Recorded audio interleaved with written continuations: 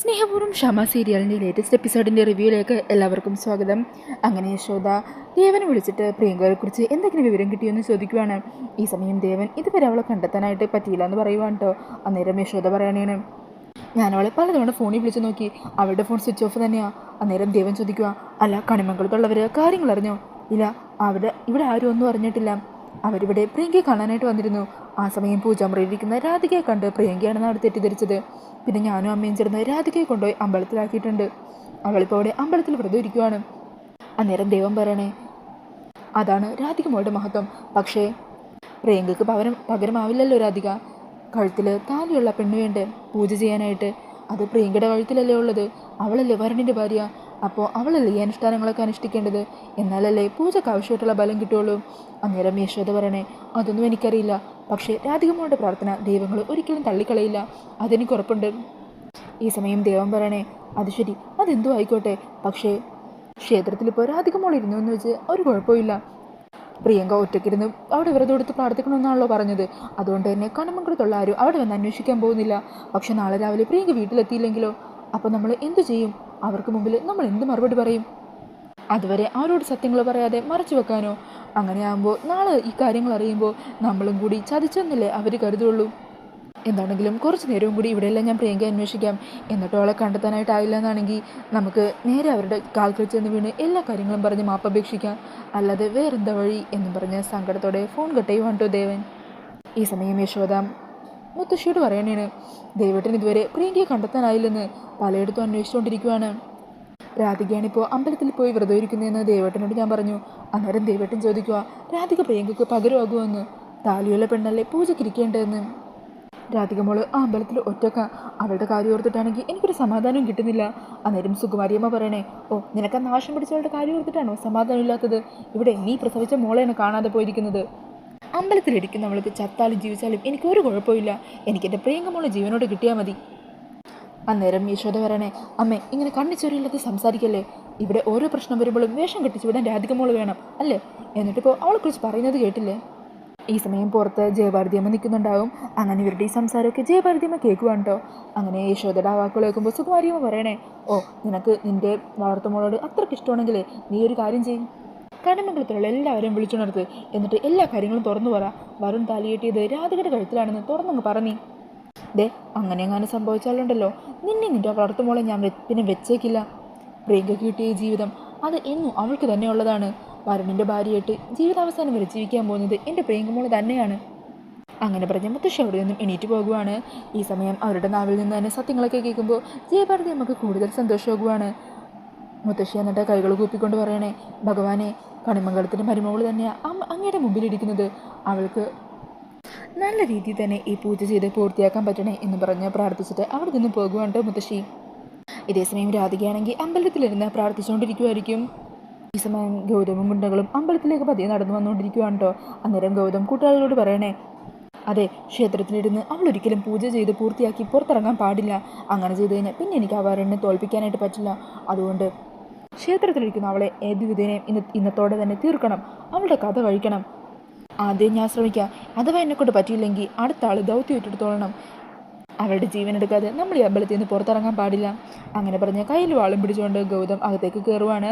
ഈ സമയം ക്ഷേത്രത്തിൻ്റെ പടീൻ്റെ അവിടെ നിന്ന് അകത്തേക്ക് നോക്കുവാണ് കേട്ടോ ഗൗതം. അന്നേരം അവിടെ ഇരിക്കുന്ന രാധികയെ കാണുവാണ്. പുറകിലിങ്ങനെ തിരിഞ്ഞിരിക്കുന്നതുകൊണ്ട് തന്നെ അത് പ്രിയങ്കയാണെന്നാണ് കേട്ടോ ഗൗതം വിചാരിക്കുന്നത്.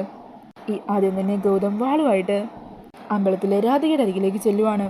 മുമ്പോട്ട് നടക്കാൻ തുടങ്ങുന്നതും പെട്ടെന്ന് ഗൗതമിനെ ആരോ പിന്നിൽ നിന്ന് വലിക്കുന്നത് പോലെ തോന്നുവാണ്. ഗൗതമിന് മുമ്പോട്ട് കാല് വെക്കാൻ പോലും പറ്റുന്നില്ല കേട്ടോ. കയ്യിൽ പിടിച്ച് ആരോ ഗൗതമിനെ തടയുന്നതായിട്ട് തോന്നുവാണ്. ഈ സമയം തന്നെ ക്ഷേത്രത്തിലെ മണികളൊക്കെ ഇങ്ങനെ മുഴങ്ങുവാണ്. രാധികയുടെ രക്ഷയ്ക്കായിട്ട് കൃഷ്ണൻ തന്നെ വന്നിരിക്കുവാണ്. ഗൗതം പലതവണ മുമ്പോട്ട് നടക്കാൻ ശ്രമിക്കുന്നുണ്ടെങ്കിലും ഗൗതമിന് അവിടെ നിന്ന് അനങ്ങാനേ പറ്റുന്നില്ല. അങ്ങനെ കയ്യിൽ നിന്നും ആ വാളൊക്കെ തെറിച്ച് താഴത്തേക്ക് പോകുവാണ്. ഈ സമയം ക്ഷേത്രത്തിൻ്റെ അവിടുത്തെ പടിക്കെട്ടിൽ നിന്നും ഗൗതമിൻ്റെ കൂട്ടാളികളും ഈ കാഴ്ച കൊണ്ട് അത്ഭുതപ്പെട്ട് നിൽക്കുവാണ് കേട്ടോ. അങ്ങനെ ഗൗതം വീണ്ടും രാധികയുടെ അരികിലേക്ക് വീണ്ടും നടക്കാൻ തുടങ്ങുവാണ്. എന്നാൽ ഈ സമയം ഗൗതമിനെ പിന്നിലേക്ക് തള്ളിയിടുവാണ്. അങ്ങനെ നിലത്ത് വീണ് അവശനായിട്ട് സ്വന്തമായിട്ട് എണീക്കാൻ പോലും പറ്റാതെ ബോധം മറിഞ്ഞ് ഗൗതം അവിടെ വീണ് പോകുവാണ് കേട്ടോ. ഈ സമയം ഗൗതമിൻ്റെ കൂട്ടാളികൾ അങ്ങോട്ടേക്ക് ഓടി വരുവാണ്. എന്നിട്ട് അവർ ഗൗതമിനെ അവിടെ നിന്ന് താങ്ങിയെടുത്തുകൊണ്ട് പോകുവാണ്. അവരിലൊരാൾ പറയണേ, എന്താണെങ്കിലും ഇനി ഒരു പരീക്ഷണത്തിന് മുതിരണ്ട, ഇത് ദൈവത്തിൻ്റെ വിളയാട്ടം തന്നെയാ, വാ നമുക്ക് ഗൗതം സാറിനെയും കൊണ്ട് ഇവിടുന്ന് പോകാം എന്നും പറഞ്ഞ് ആ ഗുണ്ടകളെല്ലാം അവിടെ നിന്ന് തന്നെ പോകുവാണ്. ഇതൊന്നും അറിയാതെ പ്രാർത്ഥനയിൽ മുഴുകിയിരിക്കുവാണ് രാധിക. പിന്നീട് കാണിക്കുന്നത് ശരത്തും ആ വക്കീലും ഡയറക്ടറും കൂടി പ്രിയങ്കയെ കൊല്ലാനായിട്ട് പ്ലാൻ ചെയ്യുന്ന കാര്യങ്ങളാണ് കേട്ടോ. അന്നേരം ആ ഡയറക്ടർ പറയണേ, ആദ്യത്തെ ഷോട്ടായിട്ട് നമ്മൾ പ്ലാൻ ചെയ്തിരിക്കുന്നത് അമ്പലത്തിലേക്ക് പ്രാർത്ഥിക്കാൻ വരുന്ന സാവിത്രിനെയാണ്. ഈ സമയം സാവിത്രിയെ ഭടന്മാർ പിടിച്ചുകൊണ്ട് പോകുന്നു. ആ ഒരു സീനോട് കൂടി തന്നെ നമ്മുടെ ഷൂട്ടിംഗ് തീരും. ഭടന്മാരായിട്ട് വന്നിരിക്കുന്നത് നമ്മൾ ഏർപ്പാടാക്കിയ ഗുണ്ടകൾ തന്നെയാണ്. അവർ പ്രിയങ്കയുടെ കഥ തീർത്തോളും. അറിയാതെ പറ്റുന്നൊരു കയ്യബദ്ധം അത്രേ വിചാരിക്കുള്ളൂ. അന്നേരം ശരത്ത് പറയണേ, അല്ല അങ്ങനെയുള്ള കൊല്ലപ്പെട്ട് കഴിഞ്ഞാൽ പിന്നീട് നമുക്കൊരു പ്രശ്നമാവില്ലേ? ആ സമയം ആ ഡയറക്ടർ പറയണേ, അതൊന്നും ഓർത്ത് പേടിക്കേണ്ട, അവളെ കൊന്നു കഴിഞ്ഞാൽ ആ ബോഡി അവർ തന്നെ എവിടെയെങ്കിലും കൊണ്ട് കളഞ്ഞോളും. ഒരു സംശയവും തോന്നില്ല. ഇങ്ങനൊരു ഷൂട്ടിംഗ് നടന്നതായിട്ട് പോലും ഇവിടെ നിന്ന് ആരും പുറത്തു പറയാൻ പോകുന്നില്ല. എല്ലാം നമ്മുടെ ആൾക്കാരാ, ഫുൾ സേഫാണ്. അന്നേരം ശരത്ത് പറയുന്നുണ്ട്, അല്ല എന്താണെങ്കിലും അവളിപ്പോൾ നമ്മുടെ അക്കൗണ്ടിലേക്ക് പണം ഇട്ടിട്ടുണ്ട്. പിന്നെ അവളെ കൊണ്ടുള്ള ശല്യം നമ്മളിപ്പോൾ ഇല്ലാതാക്കും. അത് കഴിഞ്ഞ് നമുക്ക് ഈ നാട് വിട്ടങ്ങ് പോയാൽ പോരെ? അന്നേരം ആ വക്കീൽ പറയുന്നുണ്ട്, അതിൻ്റെ ആവശ്യമൊന്നുമില്ലെന്നേ. അവളെ കൊണ്ടുള്ള ശല്യമൊക്കെ തീർന്നു കഴിഞ്ഞാൽ പിന്നെ നമുക്ക് ഈ പണം ഉപയോഗിക്കുന്നതിനൊന്നും ഒരു കുഴപ്പമില്ലല്ലോ. നമുക്ക് മൂന്നാൾക്ക് കൂടി കൃത്യമായിട്ട് ഭാഗിച്ച് നമുക്ക് നമ്മുടെ ജീവിതം ആസ്വദിക്കാമെന്നേ. പിന്നെ പ്ലാനിങ്ങിൽ ഒരു വീഴ്ച പോലും വരാൻ പാടില്ല, ഒരു പിഴവ് പോലും സംഭവിക്കരുത്. ഇന്നത്തോടെ ആ പ്രിയങ്കയെ കൊണ്ടുള്ള മുഴുവൻ ശല്യവും തീരണം എന്ന് ശരത്തും പറയുവാണ്. അതിനുശേഷം അവരെല്ലാവരും ഷൂട്ടിങ്ങിന് വേണ്ടി തയ്യാറായിട്ട് അവിടെ നിൽക്കുവാണ് കേട്ടോ. ഈ സമയം ശരത്തും കൂട്ടുകാരും കൂടി ഏർപ്പാടാക്കിയ പ്രിയങ്കയെ കൊല്ലാനായിട്ടുള്ള 3 ഗുണ്ടകളും അവിടെ ഭടന്മാരുടെ വേഷത്തിൽ റെഡിയായി നിൽക്കുന്നുണ്ട്. ഈ സമയം ഷൂട്ടിംഗ് തുടങ്ങുവാണ്. അങ്ങനെ പ്രിയങ്ക സാരിയെ കൊടുത്ത് പൂക്കളുമായിട്ട് അമ്പലത്തിലേക്ക് വരുവാണ്. അവിടെ നടയിൽ നിന്ന് പ്രാർത്ഥിച്ചുകൊണ്ട് നിൽക്കുവാണ് കേട്ടോ പ്രിയങ്ക. ഈ സമയം ഡയറക്ടർ പറയണേ, ഇനി ഭടന്മാർ എൻട്രി ആയിട്ട്. അങ്ങനെ ആ 3 ഭടന്മാരും പ്രിയങ്കയുടെ പിന്നെയും വന്ന് നിൽക്കുവാണ്. അങ്ങനെ പ്രിയങ്കയെ കൊല്ലാനായിട്ട് വാള് വീശുമായിരിക്കും. പെട്ടെന്ന് അവിടുത്തെ ചങ്ങലയെ കൊള്ളുമ്പോൾ ആ ശബ്ദം കേട്ട് പ്രിയങ്ക പെട്ടെന്ന് തിരിഞ്ഞു നോക്കുവാണ്. ഈ സമയത്തായിരിക്കോട്ടോ ഇവർ പ്രിയങ്കയെ ആക്രമിക്കാൻ വരുന്നതായിട്ട് പ്രിയങ്ക കാണുന്നത്. അങ്ങനെ പ്രിയങ്കയാണെങ്കിൽ വല്ലാതെ പേടിച്ച് ഭയന്ന് നിൽക്കുവാണ്. ഈ സമയം അവർ വീണ്ടും വാള് വീശുവാണ്. ആ സമയം പ്രിയങ്ക മാറിക്കളയുന്ന കാരണം തലനാരിഴയ്ക്ക് രക്ഷപ്പെടുകയാണ് കേട്ടോ. അതുകൊണ്ട് ഭയന്ന് പ്രിയങ്ക നേരെ ശരത്തിൻ്റെ ഡയറക്ടറിൻ്റെ കരികിലേക്ക് ഓടി വരുക. സാർ എന്താ ഇതൊക്കെ? എന്നെ പിടിച്ചോണ്ട് പോകുന്ന സീനാണെന്നല്ലേ പറഞ്ഞത്? എന്നിട്ട് ഇവരെന്തൊക്കെയാണ് കാണിക്കുന്നത്? എന്നെ കൊല്ലാൻ ശ്രമിക്കുവാണ്. അന്നേരം ആ വക്കീൽ പറയണേ, എടോ നോക്കി നിൽക്കാതെ ഇവളെ കൊന്നുകളാ, ഫിനിഷർ. ഈ സമയം പ്രിയങ്ക ശരത്തിൻ്റെ അരികിലേക്ക് ചെല്ലുക. ശരത്തെ എന്താ ഇവിടെ നടക്കുന്നത്? ഇയാൾ പറയുന്നത് കേട്ടില്ലേ? ഇവരൊക്കെ എന്നെ കൊല്ലാൻ നോക്കുമോ ശരത്തെ? നീ എന്താ ഇത് കണ്ട് നോക്കിക്കൊണ്ട് നിൽക്കുന്നത്? അന്നേരം ശരത്ത് പറയണേ, പിന്നെ ഞാൻ എന്താടി ചെയ്യേണ്ടത്? നിന്നെ കൊല്ലാനായിട്ട് യുവമാരെയൊക്കെ ഏർപ്പാടാക്കിയത് ഞാൻ തന്നെയാടി. ശരത്തെ നീ എന്തൊക്കെയാണ് പറയുന്നത്? അതേടി എന്നും പറഞ്ഞ് പ്രിയങ്കയുടെ കാരണത്തിട്ടൊന്ന് പൊട്ടിക്കുവാണ് കേട്ടോ. ഈ സമയം പ്രിയങ്കയാണെങ്കിൽ ആകെ ഞെട്ടിത്തെറിച്ച് നിൽക്കുവാണ്. അന്നേരം ശരത്ത് പറയുവാണ്, ഇത്ര നാൾ ഞാൻ നിന്റെ പുറകെ ഒരു പട്ടിയെപ്പോലെ നടന്നതും നിന്റെ കാല് പിടിച്ചത് കരഞ്ഞതിനും ഒക്കെ ഈ ഒരു നിമിഷത്തിന് വേണ്ടിയായിരുന്നു. എൻ്റെ ഏറെ നാളായിട്ടുള്ള സ്വപ്നം. ഇപ്പോൾ നീ തന്ന പണം മുഴുവൻ ഞങ്ങളുടെ കയ്യിലാണ്. ഇനി അതിൽ അവകാശം ചോദിക്കാൻ നീ ജീവനോടെ ഉണ്ടാകാൻ പാടില്ല. നിന്നെ ഇന്നത്തോടെ ഈ ഭൂമിയിൽ നിന്ന് തന്നെ ഇല്ലാതാക്കാൻ പോകുവാണ്. അന്നേരം പ്രിയങ്കക്ക് ആകെ ദേഷ്യം വരുക. അത് ശരി, അപ്പോൾ നീ എന്നെ ചതിക്കായിരുന്നല്ലേ ദ്രോഹി എന്നും പറഞ്ഞ് ശരത്തിനെ പിടിച്ച് ആ ഗുണ്ടകളുടെ മേത്തേക്ക് തള്ളിയിടുവാണ് കേട്ടോ. എന്നിട്ട് പ്രിയങ്ക അവിടെ നിന്ന് ജീവനും കൊണ്ട് ഓടുവാണ്. ഈ സമയം ആ 3 ഗുണ്ടകളും വാളുമായിട്ട് പിന്നാലെ പ്രിയങ്കയുടെ പിന്നാലെ തന്നെ ഓടിപ്പോകുന്നുണ്ട് കേട്ടോ. അവർക്ക് പിന്നാലെ ശരത്തും ഡയറക്ടറും വക്കീലും ഓടുന്നുണ്ട്.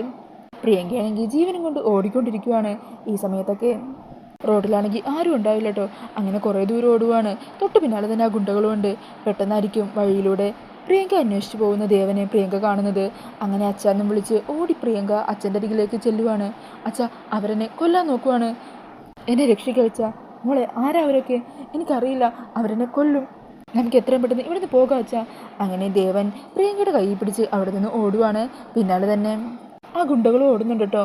ഈ സമയം അവർ ഓടി ഓടി അവർക്കെതിരെ ഒരു ഓട്ടോ വരുന്നത് കാണുമ്പോൾ അതിന് കൈ കാണിക്കുവാണ്. ഈ സമയം ഓട്ടോയിൽ നിന്ന് 3-4 ആണുങ്ങൾ ഇറങ്ങി വരുവാണ് കേട്ടോ. അവർ ജോലിയൊക്കെ കഴിഞ്ഞ് തിരികെ വരുന്നവരാണ്. അങ്ങനെ അവരോട് സഹായം ചോദിക്കുവാണ് ദേവൻ. ഈ സമയം അവരുടെ പിന്നാലെ ഓടി വരുന്ന ആ ഗുണ്ടകളെ കണ്ട് ആ 3 പേരും ഓട്ടോയിലുള്ള അവരുടെ പണിയായുധങ്ങളൊക്കെ എടുക്കുവാണ്. അങ്ങനെ ആ ഗുണ്ടകളെ നേരിടാൻ തയ്യാറായി നിൽക്കുന്ന ആ 3 പേരെയും കാണിച്ചുകൊണ്ടാണ് ഇന്നത്തെ എപ്പിസോഡ് തീരുന്നത്. അപ്പോൾ ഈ ഒരു റിവ്യൂ ഇഷ്ടമായിട്ടുണ്ടെങ്കിൽ മറക്കാതെ വീഡിയോ ഒന്ന് ലൈക്ക് ചെയ്യണേ. ഇതുപോലുള്ള കൂടുതൽ റിവ്യൂസിനായിട്ട് ഈ ചാനലൊന്ന് സബ്സ്ക്രൈബ് ചെയ്തും കൂടി സപ്പോർട്ട് ചെയ്യണേ. Thank you.